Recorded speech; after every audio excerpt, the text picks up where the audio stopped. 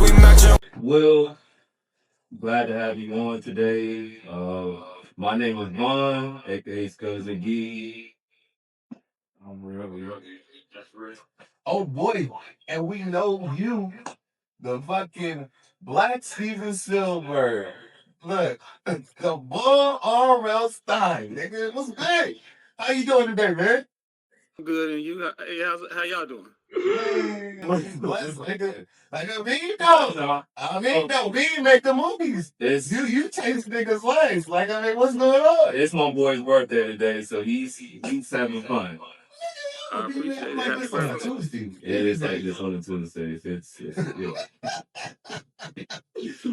well, hey, definitely a pleasure to speak with you today. Hey, so I want to start off just ask, what got you filmmaking?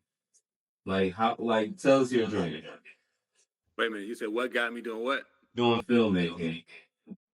Oh well, I was a cameraman at first, and then I was working on somebody's project, and I didn't like what they were doing, so I felt like I could do better, and then I couldn't. That was my first movie, Kidnap, which was trash, and then I learned from that experience and did everything better. Learn how to direct, learn how to make sure that I got that echo in my ear.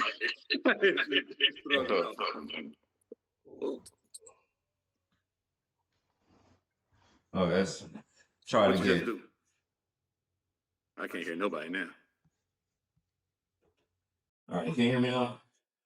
Can y'all hear me? I can hear you. So, made my first movie. Maybe my first movie was trash, and after I made that first movie, after it being trash, it was pretty much. Uh, I had to learn how to actually perform and get people to understand that it's one vision, one movie, opposed to 7 or 8 actors on one script doing all of what they want to do. And I think my second movie kind of showed that I grew. And from that point on, I just kept making movies and movies and just doing my best to get better and get better and better. And then here we are at Tubi movie, making a bad movie on purpose. Y'all saw the movie, yes? Yeah. So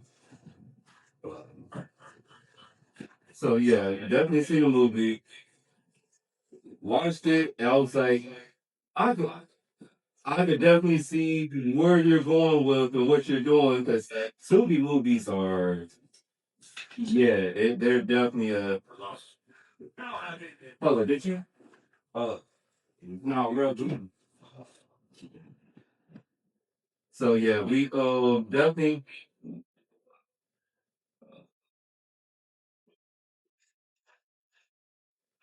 I was hearing you. All right, are you able to hear me? Yeah. Okay. So I had to change the settings. So yeah, definitely watch the movie and can tell it is definitely a parody of what we see with Tubi movies, and you know, there was aspects of the movie that you had you had the wife basically playing two different characters, and then you had the cheating women, the harlots, the three different harlots playing her friends and so forth.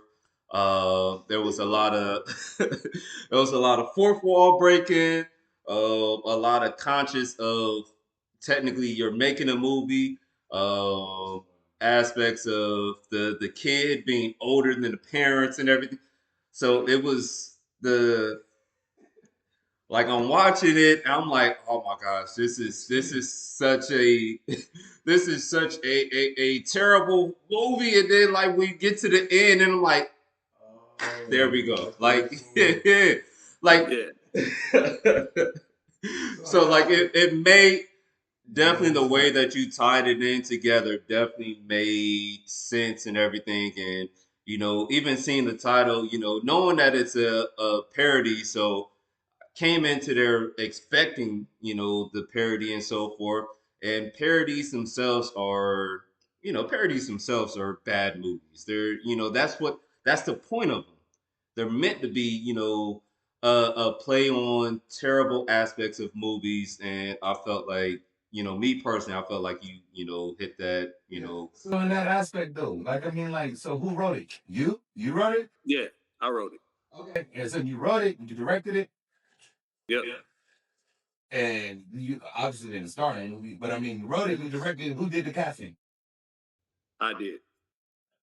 So you just one single man handed team like that. Look, I took all my hats off. You already got one hat on.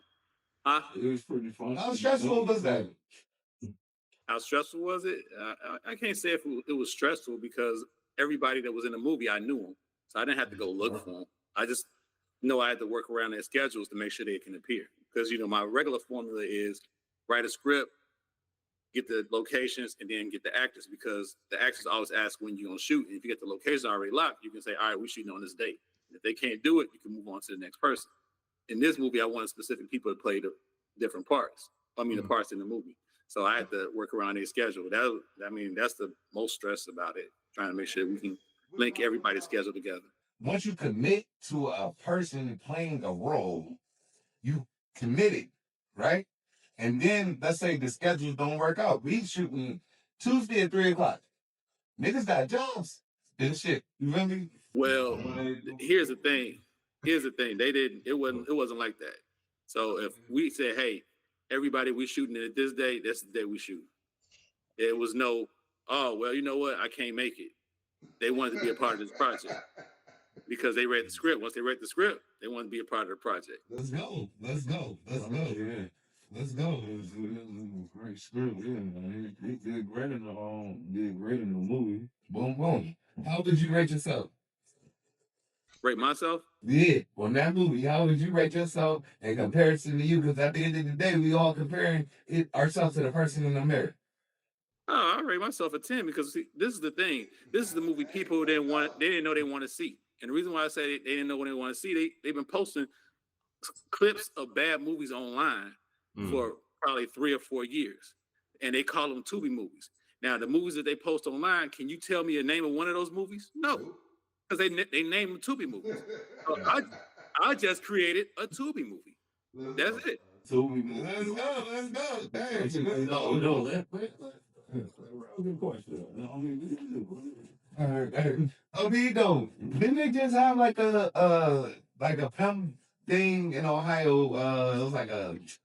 He's not in Ohio. I know he's not in Ohio, but I mean, like, do they have like that? Do you go to any of those seminars? Like, I mean, like, where like, I mean, like, not the biggest of names of people that produce movies, but people that produce movies come and then they do their scripts and everything and show everybody around for the networking and this and everything. Do you do those and shop your stuff around? No, I haven't been to that. I'm actually with a Buffalo 8. That's a distributor. So I really can't shop it around anywhere. They have control over where it's streaming right now. So it's streaming on Mansa, Plex, which is Tubi's direct competitor, and now Folsom. Okay, all right. I mean, like, look, it is what it is. Like, I mean, like, niggas got. I mean, we gotta operate within the system of the game. Like, I mean, like, but though you killing the game. Like, I mean, like, so you said you knew the people that acted. You wrote, you casted, you directed, acted. Like, I mean, like, okay, so I had a very small part. Don't say I acted. I was real small. he said it was funny. Like I said, All right, I got no question. Like as far as filmmaking, it takes a special mind to be a filmmaker. When did you decide that this was gonna be like your calling, that this is what you wanted to do, like for life? When I learned how to do it right, because like I said, that first movie, it was trash. I didn't know what I was doing. So when I started learning how to direct, I already knew how to write. I know how to shoot. I know how to direct. And then producing is just grabbing cast, grabbing locations, and making sure everybody hit their mark. And I become efficient where I can. When my first movie, we had 14-hour shoot days. Now I'm down to 2 hour shoot days. And I can't say I'm the best filmmaker out there, but I'm the most efficient. so why not? Boom. So, Okay. all right, so being out of Chicago, like what was the inspiration to get you to even start working filmmaking? Because when you hear Chicago, you hear all the all the negativity with Chicago. You hear, what's going on with, rap music and gangs and stuff like that. What inspired you to not get in that same type of trap and to start working with film? Oh well, I'll tell you, it was my grandmother. My grandmother, a long time ago, she told me that the gangs is gonna force me to join. And I guess I had the mindset, you're not gonna force me to do anything, Mm-hmm. and that's why I never even got involved in none of that because I I had in my head that you can't force me to do anything. You're not gonna force me to join the gang. You're not gonna force me to do whatever. I'm just gonna be who I am, and that's pretty much how I've always been. If you say, "Hey, you better go right," all right, cool. I'm going straight or left. I'm going straight or left. So, hey, I have no problem going against the system. I have no problem going against the grain, and I am not waiting for anybody. I just create. Absolutely. What got me into filmmaking? I learned how to write, and since I learned how to write, I got a whole lot to say. Why not music videos then? Why movies? Why not music videos? But Yeah, you don't have to, you don't have to lean up to ask your oh no, question. no, I like people to see me. I need to be recording this, so they gonna see me. Like, look, I mean, you feel me? Why not music videos? Why movies? Like, you know what I'm saying? Because music Videos, videos are well, quicker. for me, nobody can afford me for a music video. That's one thing. Yeah, really, because Did you you got start off? Like, why not start off with music video? you have photographers that charge people like $500 or $600 to do a music video, and that's not that's probably the amount of money you would pay a cameraman to go out to shoot the video for a day, and they're charging people $500 or $600 to do a music video, and they grabbing these what special effects off the internet and throwing some kind of makeshift video together. But that's not what I do. I create I create a story with the music, and plus I gotta like the music too. So that's why I don't do. Matter of fact, if you go to my YouTube channel, I got a song called "Millionaire." The woman who's singing in it, she's not in the video, but it's a woman in the video, and it's how I pictured the video to be. So that's the music video. It's Not Afraid, and it's another one called what's the other one called? It's about both of them, two songs by Steph Star, the other one by Ava Bella. I can't think of it, but they're on my page. They're on my page. It's three songs on my page. You can see. So I did music videos, but like I said, but those music videos was because those songs were in my movie, so it was a trade off. So, and I haven't, like I said, I haven't heard anything that I would want to create a music video to. Do That you want to anybody shout out your No, page? we'll get there. We'll get. All right, got there. Well, okay. So I feel you on that because I mean, like, I don't like a lot of music that's out right now either. Like, I mean, like, shit trash to me. But I mean, like, different people they fuck with different things. So So sit back. No, because I see you on the screen, dog. all right, so You're at an angle. Yeah, you're at an angle, dog. Like, yeah. I can't. We he's can't like see you, dog. We can't he's fully slightly see you. tell him he's slightly cutting up. Yeah, you're getting cut off. Yeah, sit back. Yeah, like that. There you go. all right, look, I fuck with you, not because I mean, like, you gotta want to create in order to do the best that you're going to do. What did the opportunity ever come to you to work on the shop? That casting, was it actually casting in Chicago? And did the Talking about the opportunity? shy. Yeah. Talking about the shy. Mhm. The Shy is not Chicago. It's not Chicago at all. So when you say the Shy, most of the people here in Chicago really don't watch the Shy because it's not Chicago. Oh, They okay. they Well, say let me know. in the show that and on the show they say it's shot on the south side, but it's really shot on the west side. None of the streets make sense. I think in the first season, one of the characters said, you think you better than me because you from Hyde Park and I'm from 63rd and Yates." I'm like, "You from the lake? Because 63rd and Yates is the lake. That's the water. that's where the water See, is. we It's wouldn't know it's that. no So street I right mean, there. okay, you give him free game. So okay. So I mean, it's not the Shy. And when you think about some of the subject matter in the Shy, it's like I don't know any gangs that invite a dude that's dating a trans and not want to fight him to take his spot. No, I'm just saying it's the reality of what I've seen. You know, I I mean, they say they got prison gay or whatever, but you know, when you're in the street, you in the street, everything hard. There's nothing that's soft. So when you have that mentality of, you know, and I gotta say, I'm not going against the trans. They do their own thing. I'm cool. They do whatever they do. But when you think about the streets, it doesn't play fair when it comes to that, and it does. It's not as their fair game.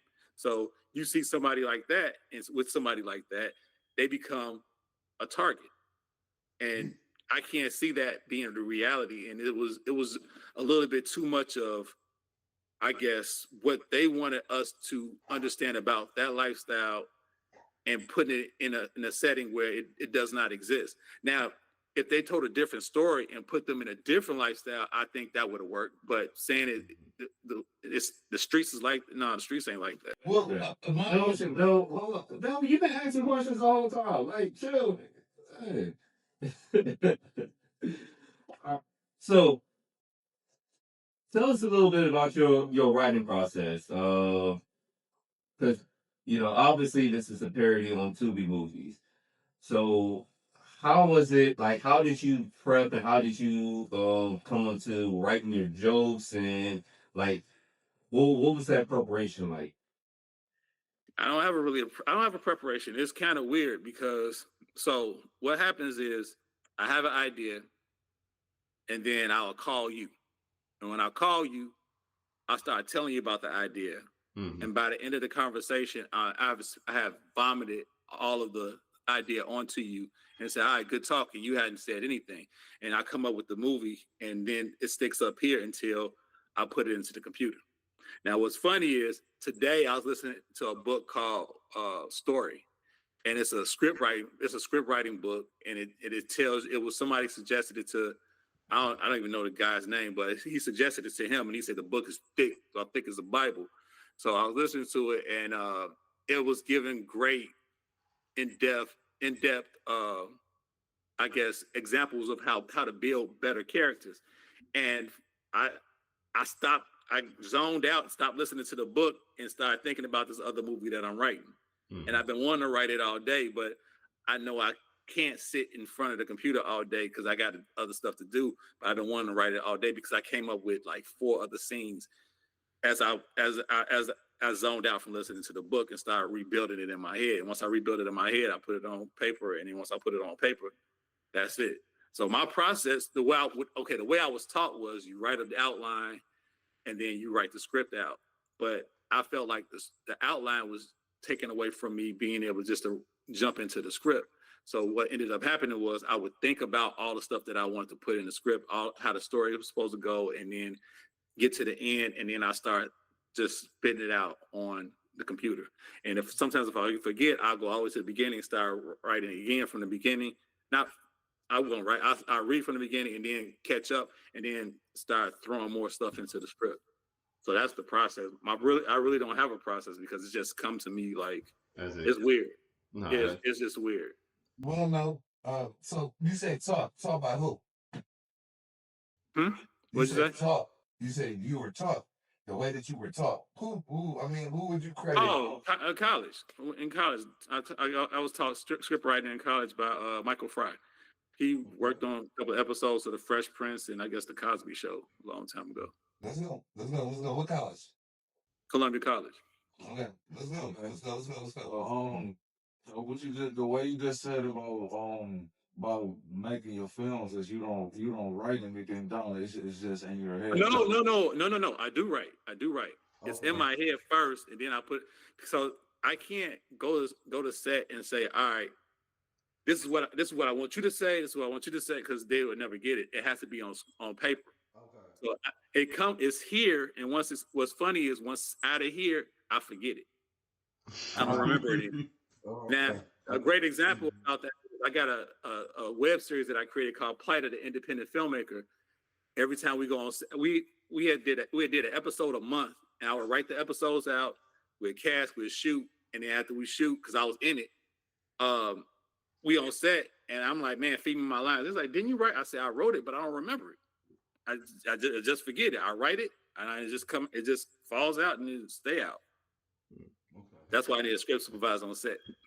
No, well, no, I don't know if it's just hard to find, but I was trying to see if I could find like a TikTok or like shorts or whatever based off of from the movie because a lot of scenes and a lot of some of the jokes would be perfect for let's say like shorts.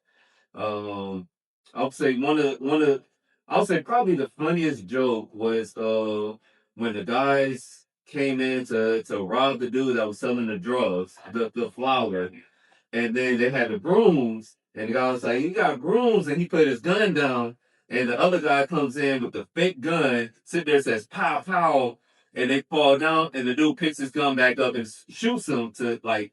It's like he's aware that he shot him with a fake gun, like so I'm like, that type of stuff right there is like, I feel will be perfect for shorts. So like, has it like, is there anywhere we can find these type of shorts or like what? We gotta figure out.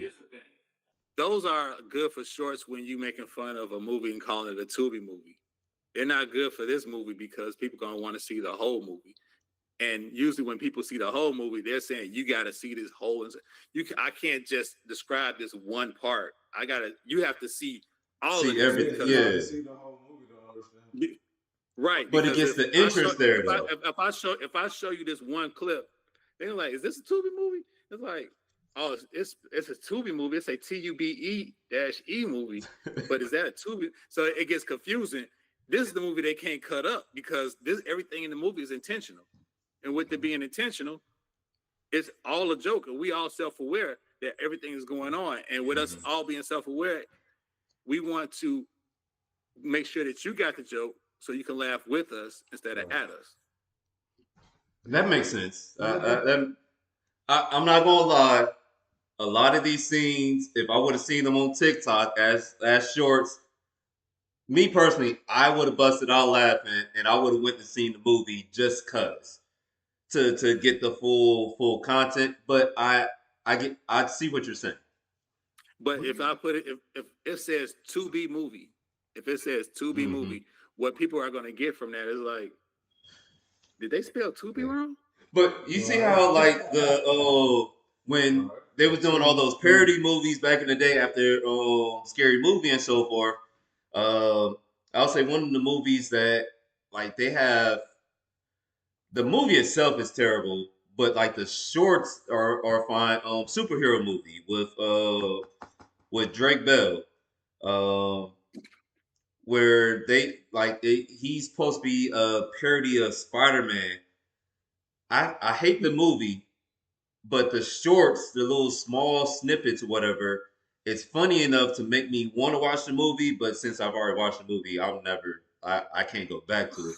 But the shorts are good enough where like you got Drake Bell, they got a scene with Regina Hall, acting like she's like Professor X or whatever like that, like stuff like that. Like I see what you're saying, but like yeah, there is a market for people like me that I'll see those shorts where I want to see the movie, and then now when I see the movie, I get an understanding of that. But I see what you're saying. But think about it this way: if Danielle hadn't reached out to you and you saw something that said Tubi movie, you'd have thought somebody just spelled Tubi wrong. I can get that.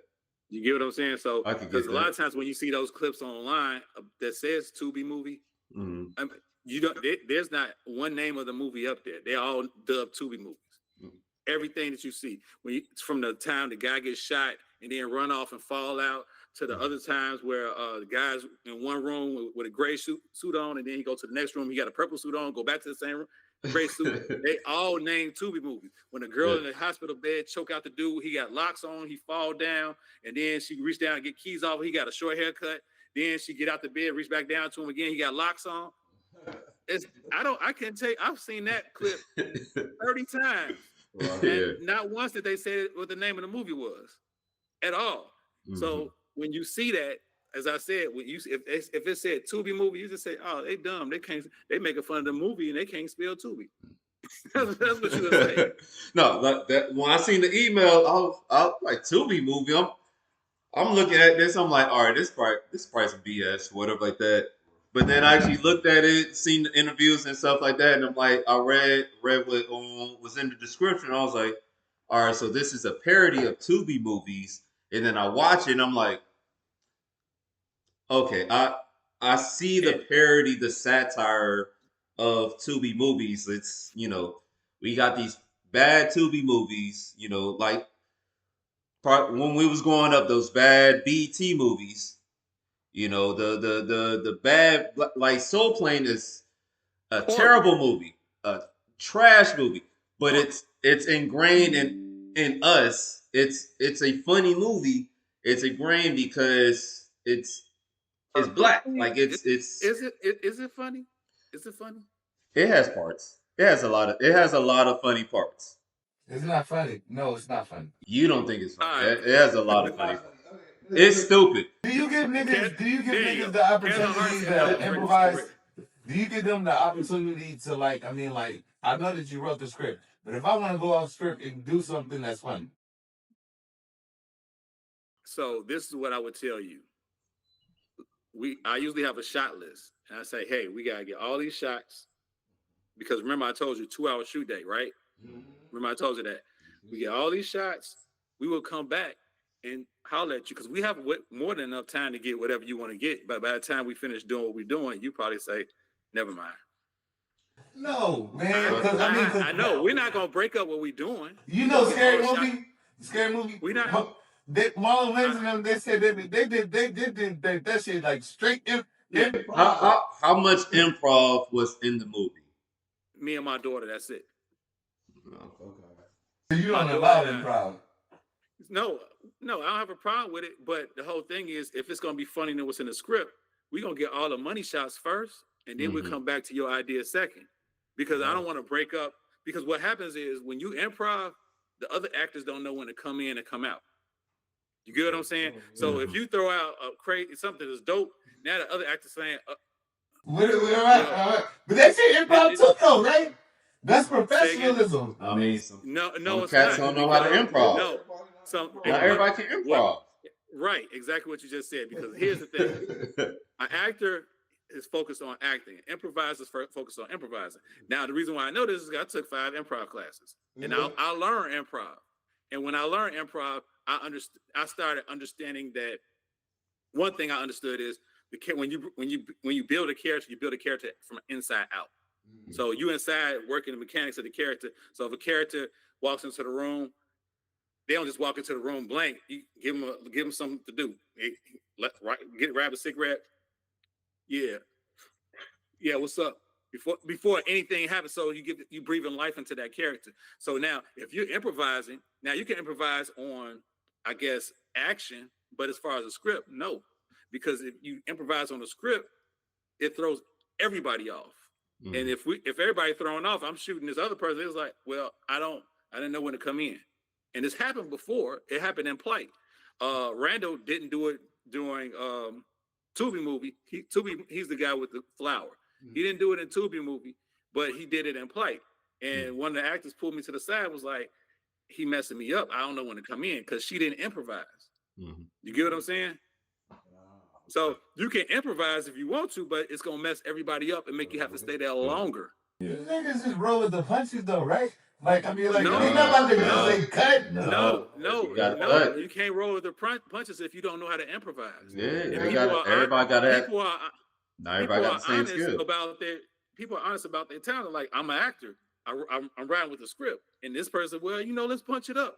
Like, and hey, look, I'm gonna tell you about an interview that I saw with Robin Williams a long time ago, and I said this like probably 6 times already. He said a director walked up to him and said, "Let the script do the work. You just deliver the lines, and I'll make sure everything else hit." And you got to trust in. If you read the script and you like, oh, okay, yeah, I can do it. You don't come to set, but like, oh, well, I'm about to fix this part right here. You come before you come to set, you come to the director, be like, yo, can we add this? Can we take this out? And depending on the writer, yeah, maybe so. Maybe it might be funnier. let's do it. And maybe it might not be funny. It might not match up. But you got to be what you got. That's how you prepare to go on set and be on set for 2 hours. Because when you start improvising and doing stuff different, that pushes it into 12 hours. And I don't want to be on set with nobody for 12. I really don't want to be on set with people for 1 hour. Yeah. Who's your inspiration? Who do you look up to? Dude, you can sit back, dog. Let's see. Yeah, like I'm watching Wait a you minute. here. Wait a minute. You said who I look up to? Who's your inspiration? That's me. Yourself. You your inspiration?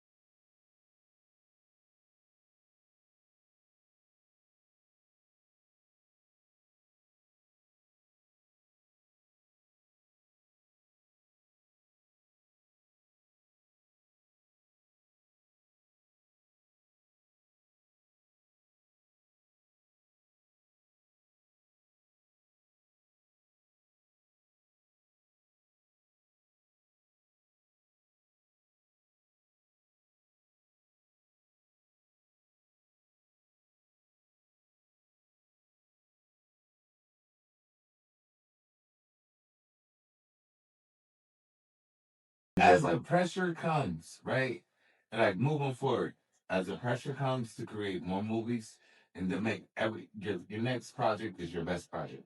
Like I mean, like to make everything better, right? To to include everyone, you gotta include the gayness and everything. How are you about to incorporate all of that into what you do next? Or are you gonna stay away from that? Include gayness. Why would I do that? You don't Because You don't have boy, to I'm turning include on the TV. You can't watch TV. you don't All have right, to include but here I'm about to That's- tell you something. Are you ready? Are you ready? Are you ready? All right.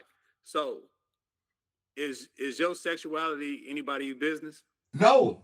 Well, okay, wait a minute. It's nobody's business, right? Is my sexuality anybody's business? No. So how does that drive any story forward? It's included because everybody feels like everything needs to be all It in don't.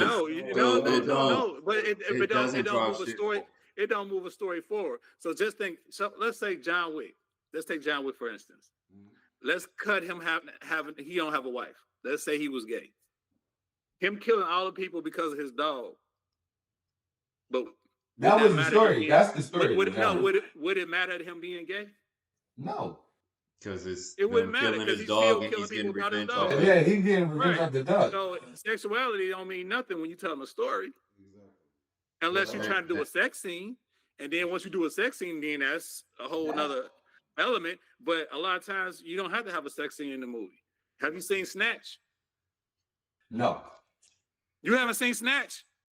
No. You don't like Guy Ritchie? I never seen Snatch. You don't like Guy Ritchie? Look, hey, call it what you want. Bro, you don't like Guy Ritchie. Let's say you don't like I Guy mean, like I've what? heard of Guy Ritchie. I'm sorry. I don't know. Look, I don't know. So, but you heard of Brad Pitt, right? Yeah, I know Brad You heard of Pitt. Jason Statham, right? What about it? Okay, they both starring in that movie. Okay, is it good? There's no. It's my favorite movie. So I don't have a DVD player. I still got it on DVD. That's how good it is. Okay, all right, well, I think it. So now, hey, all right. So look. So you got Jason Statham, and you got Brad Pitt in this movie. You got one woman character that's in this movie, which is Brad Pitt's mother. Everything else is guys. There's no sexual references. There's all of them trying to get money. One guy, and Brad Pitt is basically a prize fighter, a gypsy prize fighter that knocks people out with one punch. Jason Statham runs a legal boxing ring. He has a person, but Brad Pitt knocked that dude out, and broke his neck. Yeah. So they all trying to. They all trying to. They all trying to work under this dude named Bricktop, who he also does a legal boxing ring, but he wants Jason Statham's guy to take a dive because they know he don't take dives in his fight. But Brad Pitt won't take a dive because his people keep betting on him to win. The reason why I'm saying all this, there's nothing dealing with sexuality in this movie at all. At all. And there's no women. It's one woman, which is Brad Pitt's mother, which gets burnt up in the trailer. That's it. After she gets burnt up in the trailer, there's no reason to talk about sex. We run into time. No, here's the thing. When you think about power, y'all watch Power, right? Yeah. Mm-hmm. Power book. When is it appropriate to show them having sex? What does it do to the story of the movie? How does it drive it forward? No, it wasn't about. It just no. How does it drive the story forward? It's just part of the show. I don't want you to answer. I want him to answer. All right. Look, it does nothing to push forward the story. It just adds time to the ticker tape because they don't have enough good writers. They don't have enough good writers to write story. So I do think though there's a narrative being like, pushed. oh man, you see her titties? Oh man, no. Where's the story? What we're talking about? Do you think that there's a narrative being pushed, and do you feel that you have to conform to that narrative as writing your movies? He do what he want to do. Guess what? You already know the answer to that question. Boom. My boy said it, but I mean, I only change from Tubi you. movie, but Tubi movie. Look at Tubi movie. Have I conformed to that narrative? No. Absolutely not. So hey, all right, we're nearing time. So hey, we gonna ask one question. We're gonna let you finish off. We're gonna give you your day back and everything. I know we took a lot of your day today. No, I you do didn't. appreciate your time, man. No, I, we good. We I good. do appreciate your time. But one question, we're gonna finalize and then we gonna be out. So who wants to go first? What's your favorite food, bro? That's what's your favorite food? Chicken.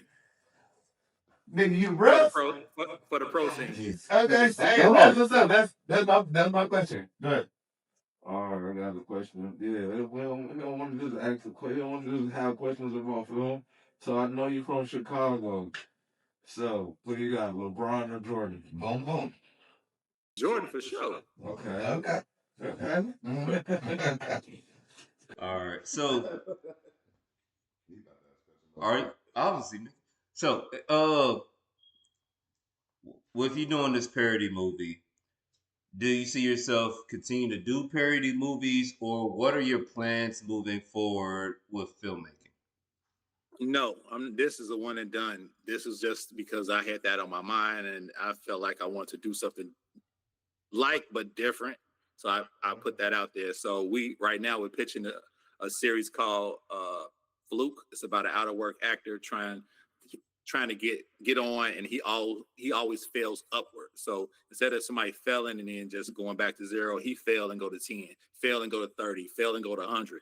So we got that. I'm also working on Plight, the indie filmmaker, the movie, trying to get that done. After I finish this media tour with Tubi movie, we're gonna start on that. And then I also got another script that's an IP of a big corporation. I can't name a name, but the lawyer told me I can't really say anything about it. Don't but I'm say it, working on nigga. that. The lawyer said, yo, chill. Yes, lawyer. All right. So all right, we're gonna end it off with this. Well, first off, any questions for us? Yep. One question for all three of you. How many of you watched the movie scrolling through your phone? I don't think nobody did. You said scrolling through our phone. Yeah. I watched it on my Did you- iPad. So did you watch it were you able to scroll through your phone while you were watching it? I mean, no, I watched it on my iPad. So like, I made sure to watch it on a separate screen, and then I got my phone. Well, I think you're asking, were we scrolling through our phone as we were watching? I wasn't, because it got too interesting, and then like I watched it a couple of times, and then once I got to the end, at first I was like, oh dang, what is this movie about? But then once it got to the end, I was like, this is a great movie. When you look at it. I love that ending. The ending that you did, that was a great ending. All right. So the reason why I asked that question is that's what the movie was made for you not to be able to scroll through your phone. Right now, the studios are making so much stuff that you can watch while not even you can listen to. You can listen to, and it's bad because nowadays you are basically watching books on tape because it's exposition where they're telling you what's going on screen where you don't have to look at the movie. And if they're gonna do that, they might as well just record a book and then you just listen to the book. Right. No, it makes sense. So when you watch Tubi movie, you have to watch the whole movie so you get everything that's going on, and that's purposefully done. So you can't scroll through your phone. You know, right now studios need to step their game up and do better. Not just the bad filmmakers, studios too, because right now everybody's watching movies with their phone in their hand. I was able to watch. Matter of fact, Guy Ritchie, I'm a fan of his. I watched his show called. He had a show called Young Sherlock. I was able to send emails out while I was watching that show, and still pay it. Well, you didn't even like the show then. What you said, by your logic, you didn't like the show. You sent out emails like you like the damn show. I didn't say I liked the show. I didn't say I liked the show. Oh, I said I'm I was offended. watching the I show. didn't like the show. I was able to send emails while I was watching the show.